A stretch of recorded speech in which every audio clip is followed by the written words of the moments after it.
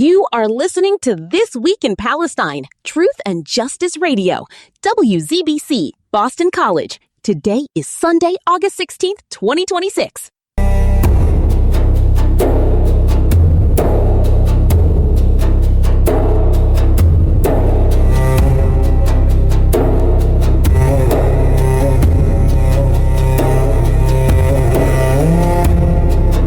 Before we step into this hour, a clear reminder for every listener joining us now. The perspectives you hear today belong solely to our hosts and guests. They rise from their lived experience, their research, and their commitment to speaking truth without hesitation. They do not represent the official views of WZBC, Boston College, or its Board of Trustees. In this space, nothing is softened, nothing is filtered, nothing is shaped to satisfy institutions or protect comfort. What you hear belongs to the people who speak it, fully, directly, and without apology. And with that clarity set firmly before us, we begin.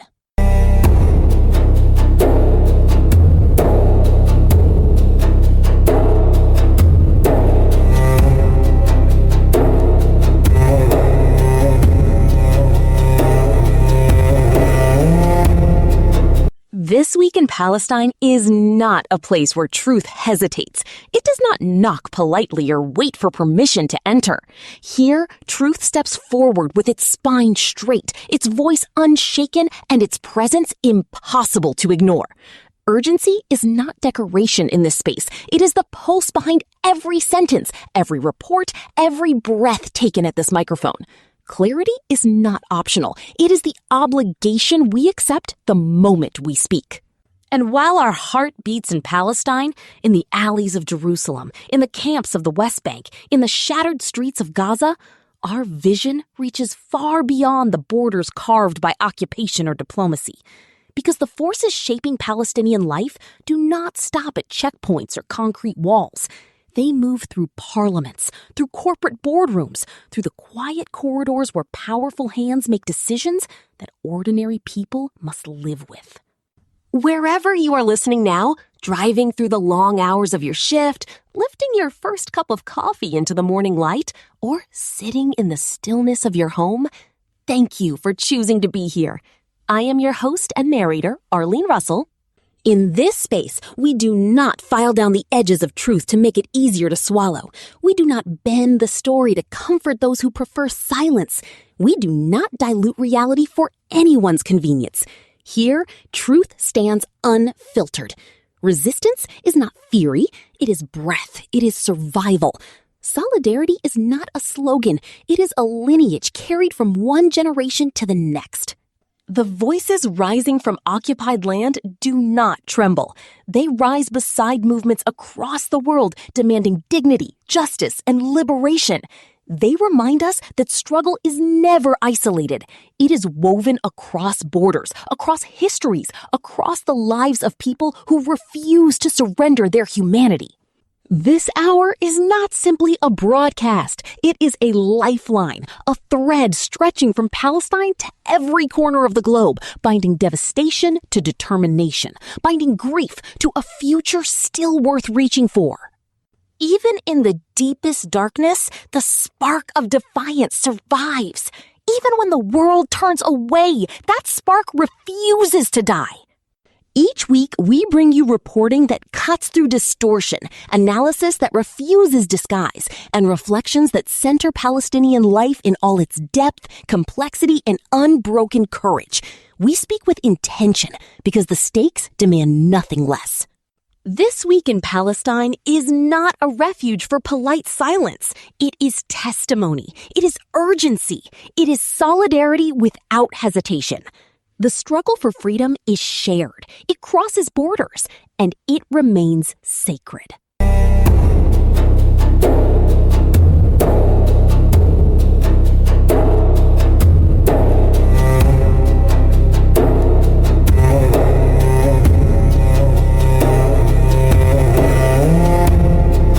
Today we ask a question that many avoid. How can Israel survive? Not in the military sense, not in the political sense, but in the deeper sense of legitimacy. Israel cannot survive surrounded by strong, independent nations because its foundation, as you accept the truth or not, which is built on a myth of a history that does not exist in the way it is told. The holy books speak of the people of Israel, not the land of Israel. And the people described in those ancient texts are not the same population that arrived from Europe and the West in the modern era. Perhaps a small thread of continuity exists, stretching back thousands of years, but not enough to justify the political narrative used today. And so we return to the central idea. Israel's long-term strategy has been to create enemies out of its neighbors, to keep them weak, fractured, and dependent. Iraq shattered, Libya dismantled, Lebanon destabilized, Syria torn apart, and now pressure building toward Turkey, Egypt, and even Qatar, the small Gulf nation that has tried to remain neutral. Each conflict, each destabilization serves a purpose: to pull the United States into wars that reshape the region in Israel's favor. For 20 years, Israel pushed Washington toward confrontation with Iran.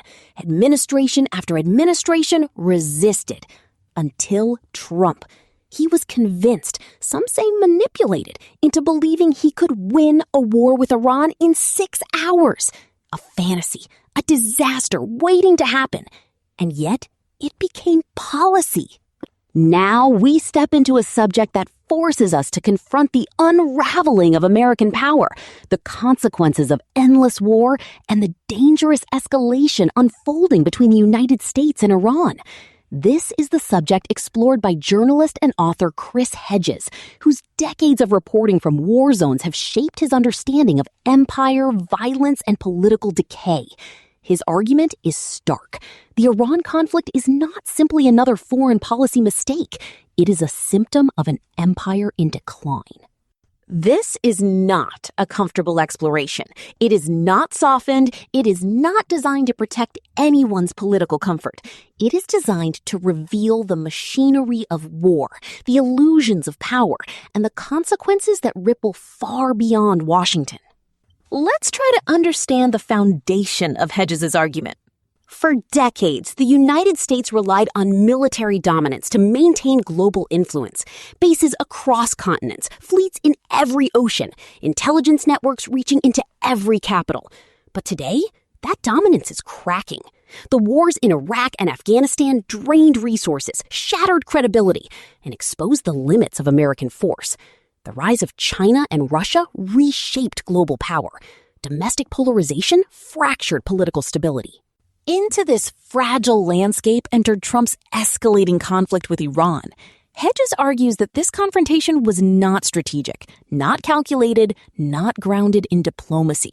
It was driven by political desperation, ideological fantasy, and the illusion that military force could restore American supremacy. An empire accustomed to dominance cannot tolerate defiance. Iran's refusal to submit became a challenge to American mythology, a reminder that military power no longer guarantees obedience. Sanctions tightened, diplomats sidelined, nuclear agreements abandoned, assassinations carried out, threats exchanged. The United States positioned itself as both victim and enforcer, claiming Iran was the source of instability while dismantling every mechanism designed to prevent conflict.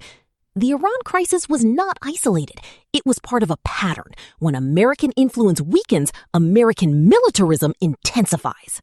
Let's try to understand the deeper forces driving this escalation. Hedges points to the military-industrial complex, a system that profits from conflict and lobbies for perpetual war. Defense contractors, intelligence agencies, political donors, and media networks all benefit from tension. War becomes not a last resort, but a business model. In this system, Iran is not an enemy. It is an opportunity. The rhetoric of threat fuels budgets. The narrative of security justifies expansion. The promise of victory distracts from domestic collapse. But what does victory mean when the empire itself is crumbling? What does security mean when endless war creates endless instability? Foreign conflict mirrors domestic decay. Infrastructure crumbles, inequality rises, healthcare collapses, education deteriorates, political institutions lose legitimacy. The empire turns outward because it cannot face its own failures. War becomes a distraction, a performance, a way to manufacture unity in a fractured nation. But the cost is immense. Resources diverted from social needs, veterans abandoned, civil liberties eroded, public trust destroyed. The empire fights abroad while falling apart at home. Let's try to understand Iran's role in this shifting landscape. Iran is not a global empire. It is a regional force with alliances, influence, and resilience. It has survived sanctions, war, isolation, and political pressure for decades. It has built networks across Iraq, Syria, Lebanon, and Yemen. It has adapted to every attempt to weaken it. Confronting Iran is not a show of strength. It is a sign of weakness. It reveals that the United States cannot tolerate a regional actor that refuses to submit. It reveals that American power is no longer unquestioned. It reveals that the empire is struggling to maintain control in a world that has moved on. Iran's resistance is not the cause of American decline. It is the evidence of it. Now, let's see how this conflict reshapes the world. Allies distance themselves. Rivals exploit the chaos. Global markets destabilize. Diplomatic alliances fracture. The United States becomes unpredictable, unreliable, and increasingly isolated.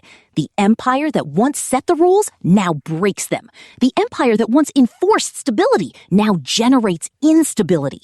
Trump's Iran war accelerates this decline. It exposes the empire's desperation. It reveals the limits of military power. It undermines global trust. It pushes the world toward new alignments that no longer revolve around Washington. Today, we confront a world where American dominance is no longer guaranteed. The Iran conflict is not simply a geopolitical crisis. It is a mirror.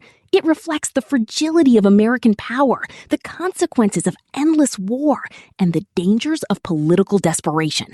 It reveals an empire that cannot adapt, cannot reflect, and cannot accept decline. Hedges warns that empires rarely fall quietly. They lash out, they escalate, they cling to illusions of greatness. They mistake violence for strength. They mistake fear for control. Today, we step into that warning. Today, we examine the consequences.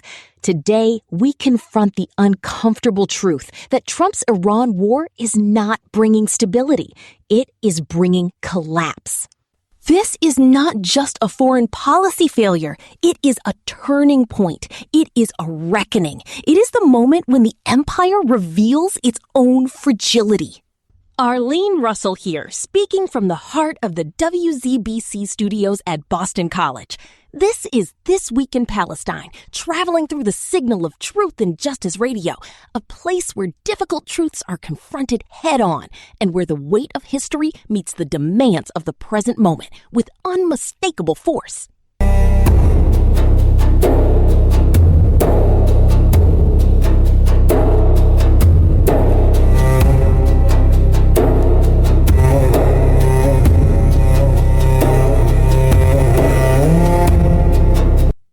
Now we step into a subject that feels almost unbelievable at first glance.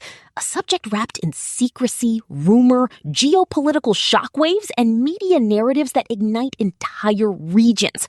A subject claiming that billions of dollars and tons of gold have moved from the Gulf to Iran, and that Iran has now struck a blow against American military power. Whether these claims are true, exaggerated, or weaponized, they reveal something deeper, a region shifting beneath our feet. Let's reveal the machinery of power, the illusions of stability, and the consequences that ripple across the Middle East today. We start by trying to understand how this story began. A video circulates online. A headline explodes across Arabic media. $7 billion and 2 tons of gold from the UAE arrive in Iran. The claim is shocking. It suggests a secret transaction, a geopolitical pivot, a quiet deal between two states that publicly maintain distance and suspicion. It suggests that the Gulf, long aligned with Washington, may be recalibrating its alliances. But today, we must ask, is this a financial transaction, a political message, a regional realignment, or a media narrative designed to provoke? Let's see what this claim represents, regardless of its factual accuracy. The Middle East is entering a new era. Gulf states are reassessing their alliances. Iran is expanding its influence. The United States is struggling to maintain dominance. Israel is facing unprecedented regional isolation. And global powers like China and Russia are stepping into the vacuum. In this landscape, even rumors carry weight. Even unverified claims shape public perception. Even sensational headlines become tools of pressure. Now, let's try to understand why a story about gold matters. Gold is not just wealth. Gold is sovereignty. Gold is leverage. Gold is independence from the dollar, from sanctions, from Western financial control. If a Gulf state were to transfer gold to Iran, it would signal a break from American pressure. It would signal a willingness to defy Washington's sanctions regime. It would signal a shift in regional loyalty. Even if the story is exaggerated, the fact that it resonates reveals a deeper truth. The region no longer trusts American dominance. Today, we confront the reality that the Middle East is no longer shaped by Washington's decisions alone. Now, let's see how Iran fits into this shifting landscape. Iran has survived decades of sanctions, isolation, and military threats. It has built networks across Iraq, Syria, Lebanon, and Yemen. It has developed military capabilities that challenge American presence in the Gulf. It has positioned itself as a regional power that cannot be ignored. And then comes the second part of the claim. Iran drops a quarter of America's fleet. This is not verified. This is not confirmed by any official source. But the narrative itself reveals something important.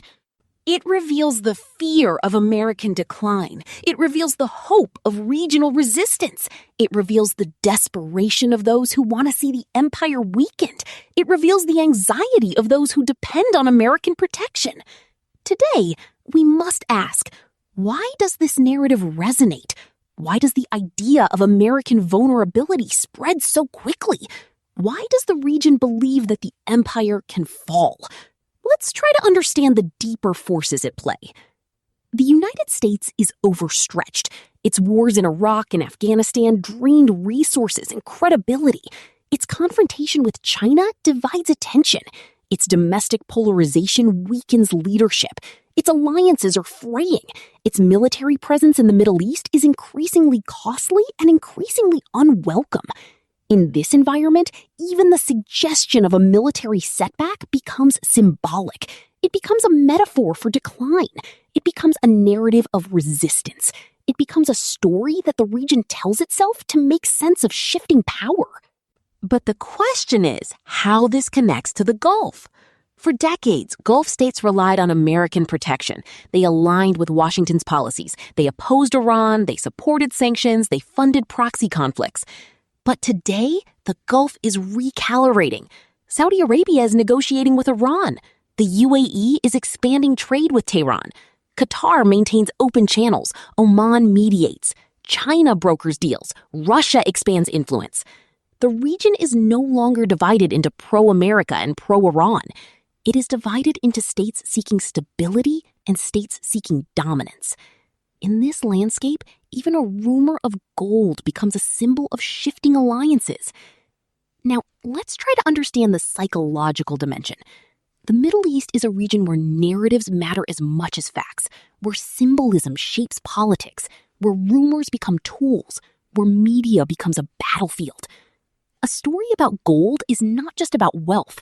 It is about betrayal. It is about loyalty. It is about fear. It is about hope. It is about the collapse of old alliances and the birth of new ones. A story about Iran striking American forces is not just about military power. It is about resistance. It is about pride. It is about the desire to see the empire humbled. Narratives shape geopolitics as much as armies do. Now, let's see how this story fits into the broader collapse of American influence. The United States is no longer the unquestioned power of the Middle East. Its allies are drifting, its enemies are emboldened, its military presence is challenged, its economic leverage is weakening, its political credibility is damaged. The Iran conflict is not simply a confrontation, it is a mirror. It reflects the fragility of American power. It reflects the consequences of endless war. It reflects the dangers of political desperation. And the gold story, whether true or exaggerated, becomes part of that mirror. It becomes a symbol of a region that no longer fears Washington. It becomes a symbol of states seeking independence. It becomes a symbol of alliances shifting away from the West. Now, let's try to understand what comes next. The Middle East is entering a new era, an era where American dominance is no longer guaranteed, an era where Iran is a central player, an era where Gulf states seek autonomy, an era where China and Russia expand influence, an era where narratives shape reality. Stepping into this new era means entering a landscape where every assumption is collapsing, every alliance is shifting, and every narrative is being rewritten in real time. Claims rise, fall, collide, and reshape the way the region understands itself. The gold, the power plays, the military posturing, the whispered deals, none of it stands alone. Each piece is part of a larger transformation. We examine the claims. We trace the fault lines. We face the contradictions that have been buried under decades of propaganda and geopolitical theater. We look directly at the fear, the anger, the history, and the shifting alliances that define the Middle East at this moment. This is not just a story about gold. It is not just a story about Iran. It is not just a story about America. It is the story of a region rewriting its future, not quietly, not politely, but through upheaval, recalibration, and the collapse of old certainties. The ground is moving, and every actor is scrambling to find balance on a stage that no longer follows the script written for it. Unfortunately, the United States is falling off that stage because of a stupid decision: a war with Iran. You're hearing the voice of Arlene Russell from the WZBC studios at Boston College. Welcome to This Week in Palestine, brought to you by Truth and Justice Radio, a space where layered realities are explored with care and where the past and present meet in conversations that refuse to look away.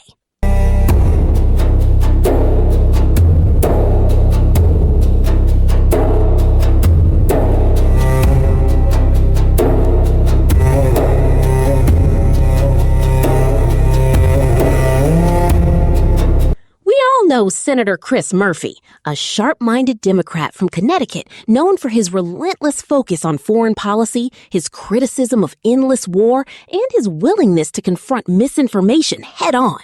He is one of the few voices in Washington who consistently challenges the narratives that push America toward conflict. His speeches are direct, unfiltered, and often uncomfortable for those who rely on political theater instead of facts. Have you heard his latest speech yet? If not, let me tell you all about it. Now, we step into a subject that exposes the machinery of American foreign policy, the myths surrounding the Iran nuclear deal, and the political storm unleashed by Donald Trump's recent claims. It is a subject that forces us to examine how narratives are weaponized, how truth is bent, and how misinformation becomes a tool of power. Senator Murphy's speech begins with a simple message: don't believe it. He warns Americans that Trump's statements about the Iran deal are not just inaccurate, they are dangerous. They distort history, mislead the public, and push the country toward another unnecessary confrontation in the Middle East. Let's try to understand what Murphy is responding to. Trump recently claimed that Iran was on the verge of collapse before he took office, that the nuclear deal was the worst agreement ever made, and that his administration saved America by withdrawing from it. Murphy calls these claims fiction. He argues that Trump is rewriting history to justify reckless decisions that destabilize the region. Now, let's see what the Iran deal actually was. The Joint Comprehensive Plan of Action, the JCPOA, was a multilateral agreement designed to limit Iran's nuclear capabilities in exchange for sanctions relief. It was not perfect, but according to international inspectors, Iran complied with its obligations. The deal reduced the risk of nuclear escalation and opened channels for diplomacy. Murphy argues that Trump's withdrawal from the deal did not make America safer. It made Iran stronger. It accelerated Iran's nuclear program. It isolated the United States from its allies. It empowered hardliners in Tehran, and it pushed the region closer to conflict. This is where Murphy's speech becomes more urgent.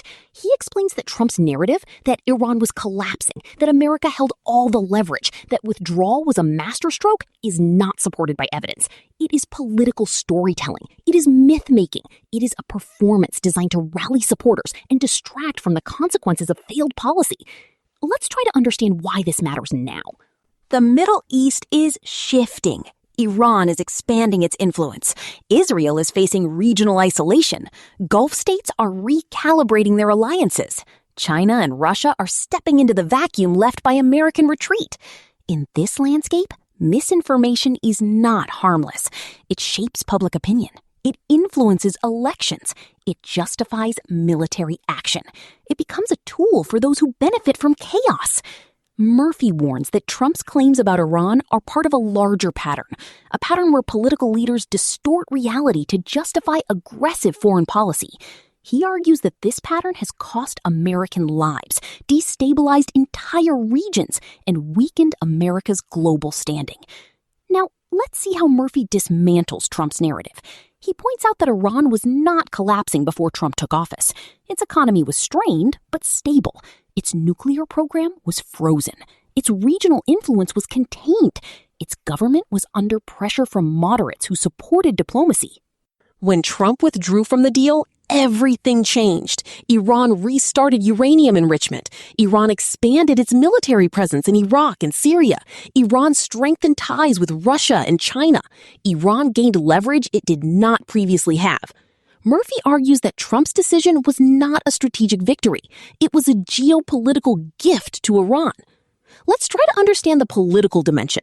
Murphy says Trump's claims are designed to rewrite history before the next election cycle. They are crafted to portray strength, even when the results show weakness. They are meant to create a narrative where Trump alone can fix the Middle East, even though his policies intensified instability.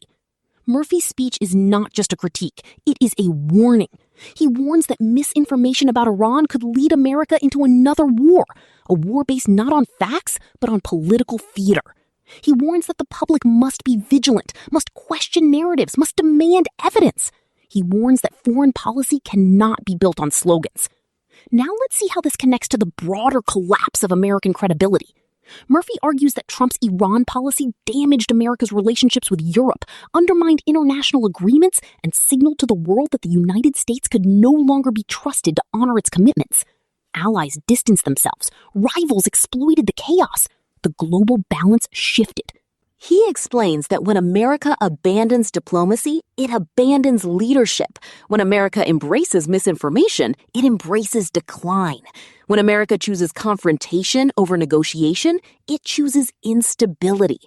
Murphy's speech becomes a reflection on empire. He suggests that America's greatest threat is not Iran.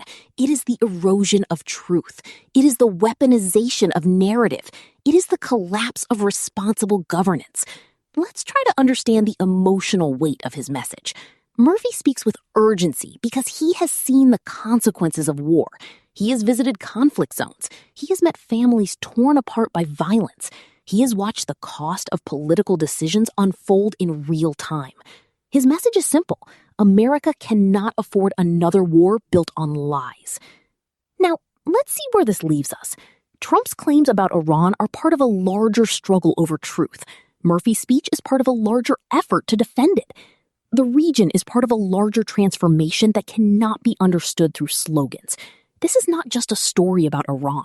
It is not just a story about Trump. It is not just a story about American politics. It is a story about the battle between narrative and reality. It is a story about the consequences of misinformation. It is a story about a nation deciding whether it will repeat the mistakes of the past or confront them. I do invite you to listen to Senator Murphy's speech, which you can find on YouTube under the title of Don't Believe It, Chris Murphy Blasts Trump Over Iran Deal Claims, World News, U.S. News. You will hear more things that I didn't say today. You will hear how Trump enriched himself and his kids by billions. Shh, you didn't hear this from me. Arlene Russell reporting from the WZBC studios at Boston College. This is This Week in Palestine, carried by Truth and Justice Radio, the broadcast that doesn't flinch from complexity, that pushes into the hard questions, and where the echoes of history collide with the pressure of the present.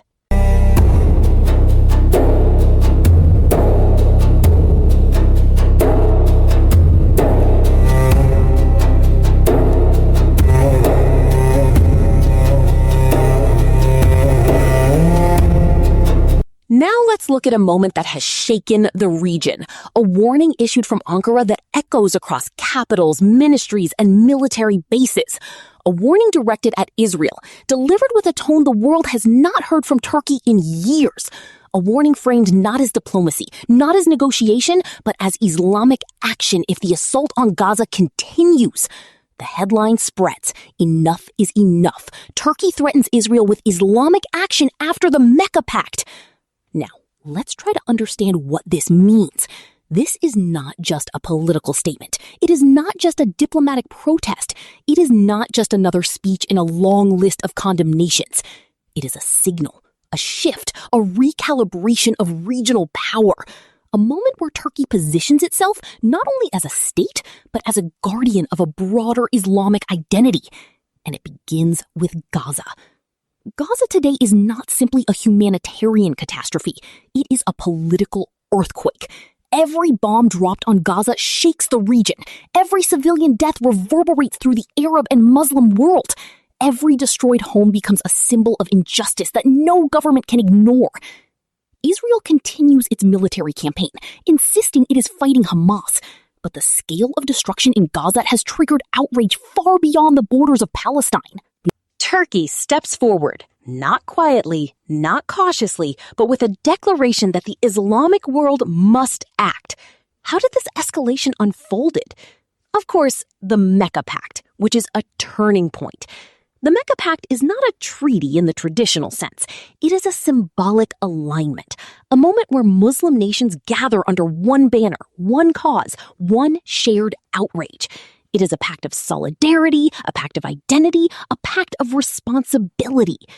Turkey interprets this pact as a mandate to defend Gaza, a mandate to confront Israel politically, a mandate to pressure the West, a mandate to reshape the regional balance.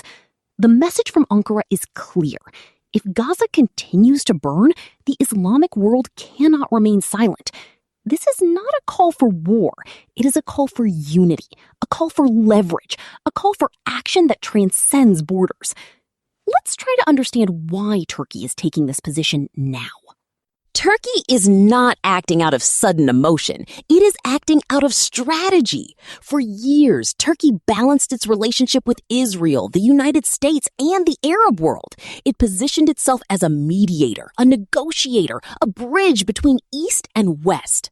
But Gaza has changed the equation. Turkey sees an opportunity and a responsibility, an opportunity to lead the Muslim world, an opportunity to challenge Israel's regional dominance, an opportunity to confront Western double standards, an opportunity to strengthen its influence across the Middle East. Turkey's warning is not only directed at Israel, it is directed at Washington. It is directed at Europe. It is directed at every state that has remained silent while Gaza suffers. Now, let's see how Israel responds. Israel dismisses Turkey's warning. It insists its military operations will continue. It frames Turkey's statements as political theater. It argues that Gaza is a battlefield against Hamas. But Israel cannot ignore the regional shift. Turkey is not alone. Public opinion across the Arab world is boiling. Governments are under pressure. Protests erupt in capitals. Diplomatic ties strain. Economic deals wobble. Israel faces not only military challenges, but political isolation. But how this isolation is forming? The Mecca Pact becomes a rallying point. Nations that once hesitated now speak more boldly. Statements grow sharper. Demands grow louder. The pressure intensifies. Turkey's warning becomes a catalyst. It signals that Gaza is no longer just a Palestinian issue. It is an Islamic issue, a regional issue, a global issue. This shift is not symbolic, it is strategic. But how this affects the balance of power? And is the United States caught in the middle? The United States finds itself in a difficult position. It supports Israel militarily and politically. It faces criticism from Muslim nations. It faces protests at home. It faces diplomatic strain abroad. It faces a narrative that its foreign policy is fueling instability. Turkey's warning complicates Washington's calculations. If Turkey mobilizes political pressure through the Islamic world, the United States must respond. If Turkey pushes for sanctions, alliances shift. If Turkey pushes for diplomatic isolation, Israel's position weakens. If Turkey pushes for economic pressure, markets react. The United States cannot ignore Turkey's influence. Let's try to understand how this pressure builds. Turkey's warning triggers reactions across the region. Saudi Arabia recalculates. Qatar intensifies diplomacy. Jordan raises alarms. Egypt faces public pressure. Iran amplifies its rhetoric. Pakistan signals solidarity. Malaysia and Indonesia issue statements. North African nations join the chorus. The Mecca Pact becomes more than symbolism. It has become a political force. Israel faces a region that is no longer fragmented, no longer divided, no longer silent. Now, let's see how this affects Gaza itself, which is the heart of the storm. Gaza remains the center of this crisis. The destruction continues. The humanitarian suffering deepens. The political stakes rise. The regional anger intensifies. Turkey's warning is rooted in Gaza's suffering. It is a response to images that shock the world. It is a response to civilian casualties. It is a response to a crisis that has crossed every moral threshold. Turkey frames Gaza as a test of Islamic unity, a test of regional responsibility, a test of global conscience. The Middle East stands at a crossroads. One path leads to escalation. One path leads to diplomacy. One path leads to unity. One path leads to fragmentation. Turkey's warning forces the region to choose. Will the Islamic world act collectively? Will Israel adjust its strategy? Will the United States reconsider its approach? Will Gaza finally receive protection? These questions define the next chapter of the region. Turkey's warning marks the beginning of a new era, an era where Islamic identity becomes political leverage, an era where Gaza shapes regional alliances, an era where Israel faces unprecedented pressure, an era where the United States must navigate shifting loyalties, an era where the Mecca Pact becomes a symbol of unity. The Mecca Pact is changing the future, a future shaped by anger, solidarity, diplomacy, and the demand for justice. A future where silence is no longer an option. A future where warnings carry weight. A future where Gaza becomes the catalyst for regional transformation. From the quiet glow of the WZBC studio at Boston College, this is Arlene Russell.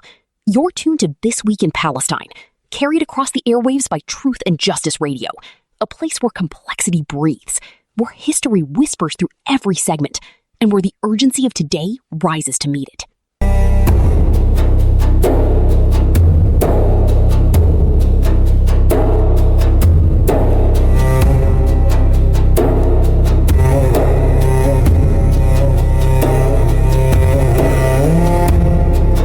So what do we have now?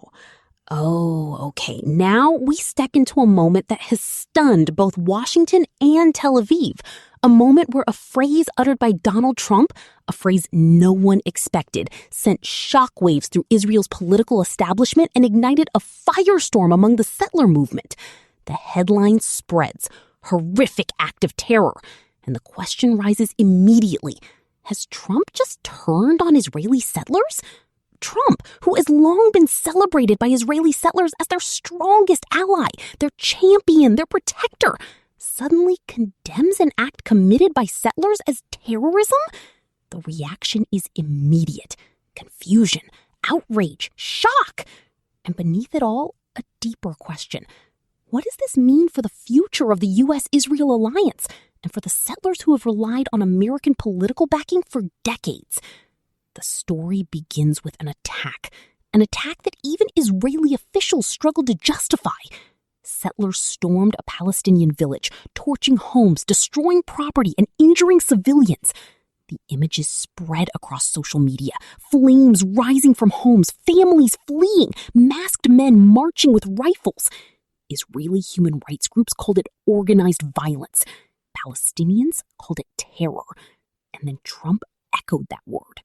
Trump's condemnation forces Israel to confront something it has avoided for years: the growing radicalization within its own settler movement. These settlers are not simply residents of disputed land. They are armed groups acting independently of the state, sometimes against the state, sometimes beyond the state's control.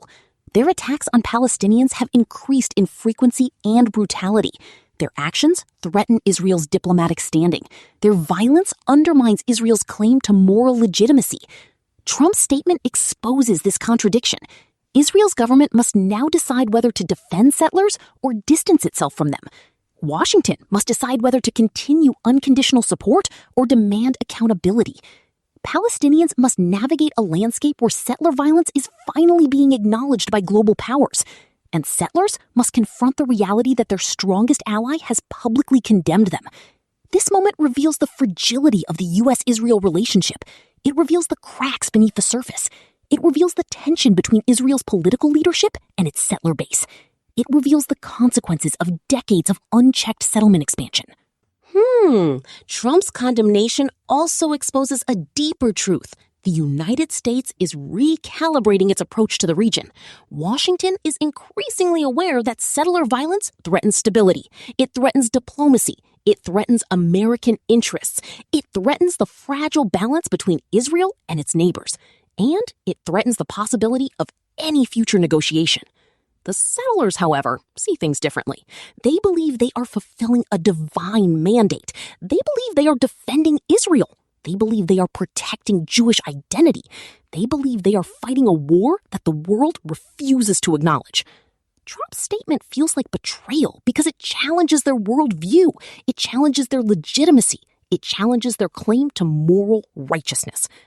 Israel's government is caught in the middle. If it condemns settlers, it risks political backlash.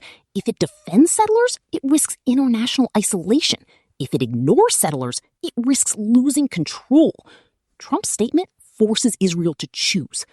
The Palestinian perspective is equally important. For decades, Palestinians have endured settler violence with little international recognition.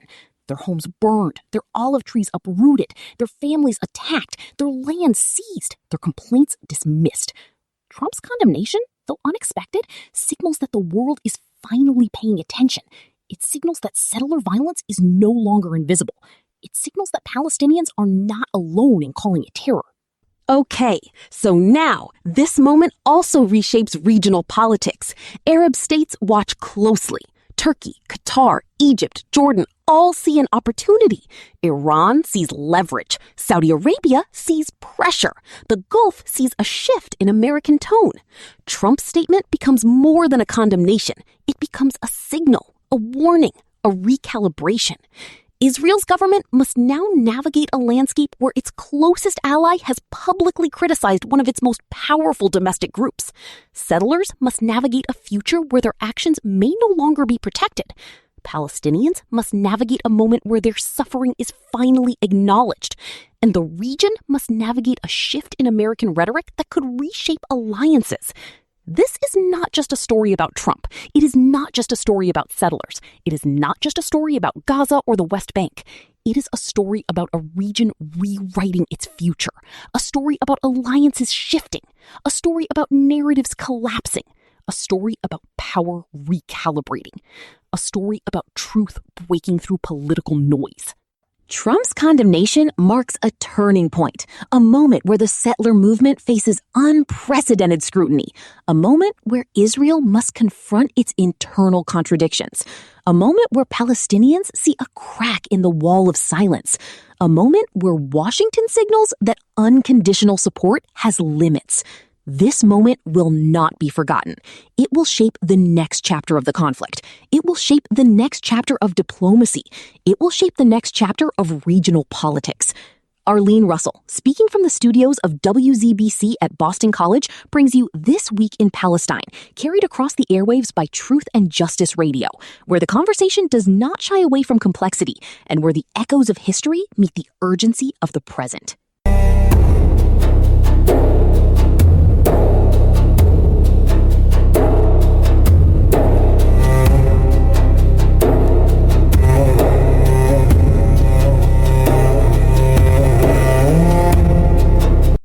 Now let's talk about how Trump humiliated with the catering truck incident and the panic behind the power.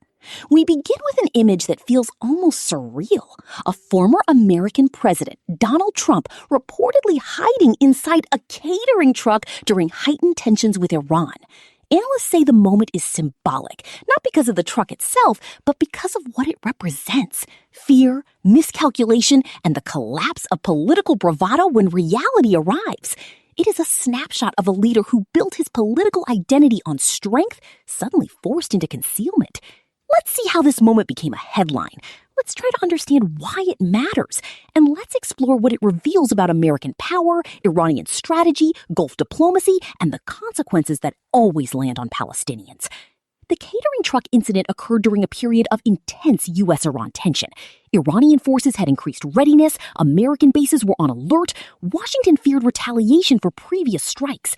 In that moment, Trump's team reportedly moved him into a secure, disguised vehicle to avoid detection and reduce risk. The symbolism is powerful. A leader known for bravado suddenly shielded, a superpower acting like a vulnerable target, a confrontation revealing its true cost. Today, this moment is used by critics to highlight the gap between political rhetoric and actual risk. Now, let's see how this fits into the larger confrontation. The catering truck incident did not happen in isolation. It happened in the middle of a cycle of escalation. Washington had launched strikes on Iranian-aligned positions. Iran had vowed retaliation. Regional actors braced for impact.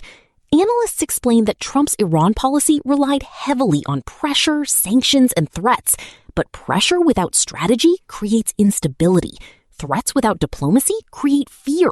And fear without clarity creates chaos. This is the environment where leaders hide in catering trucks. Iran did not respond with panic. It responded with calculation. Officials signaled readiness, but avoided immediate escalation. Regional allies increased alertness.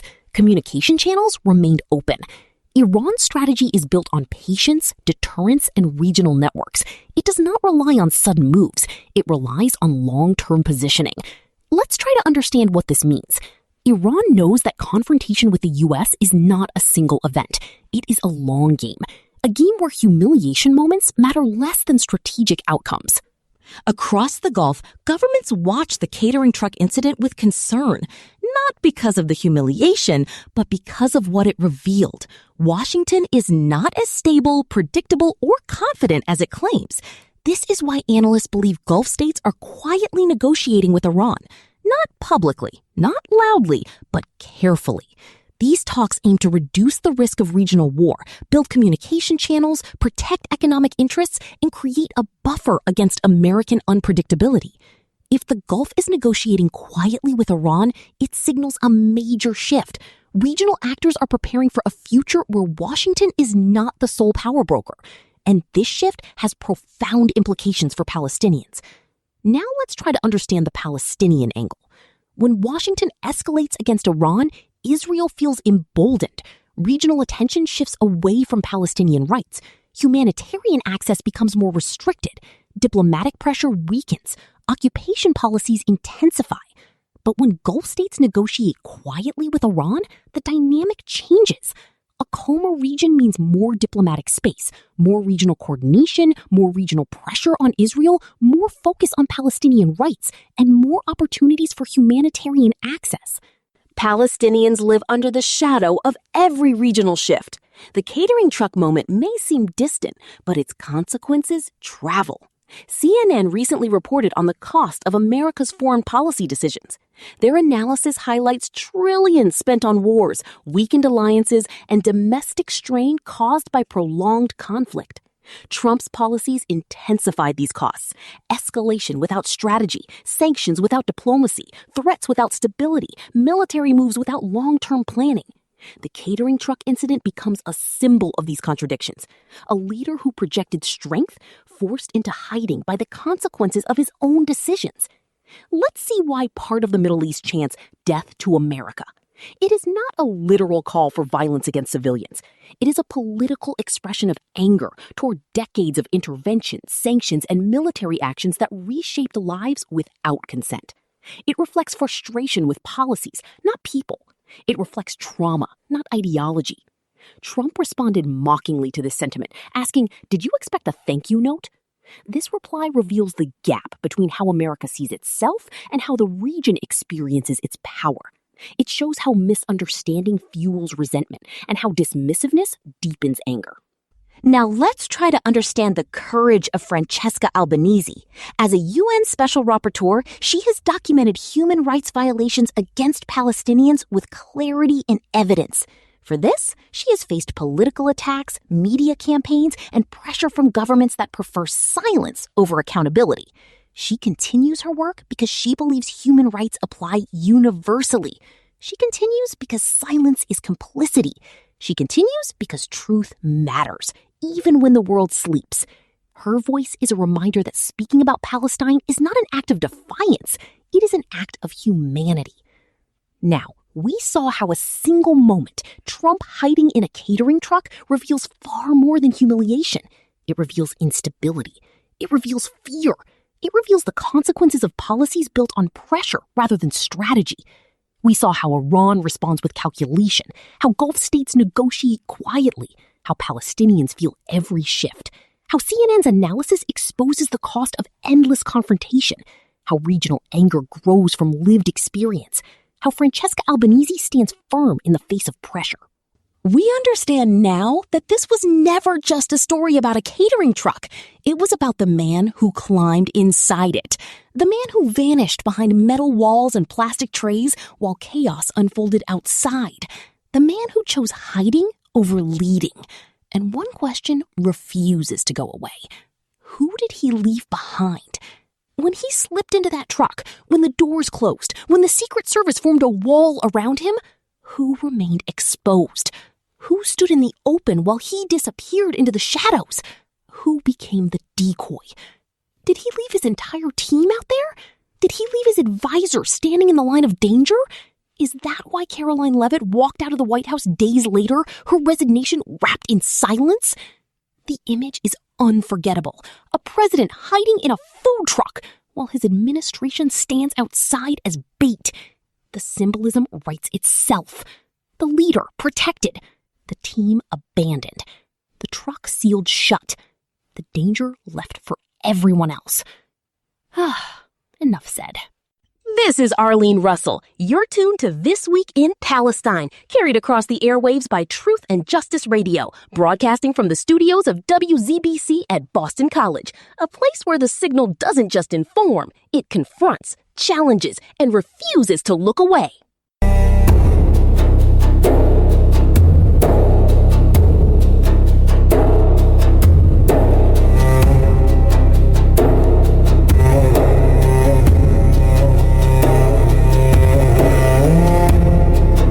And just like that, we arrive at the final breaths of this week's broadcast. The slow dimming of a lantern, the quiet settling of truth after an hour that asked much of the heart.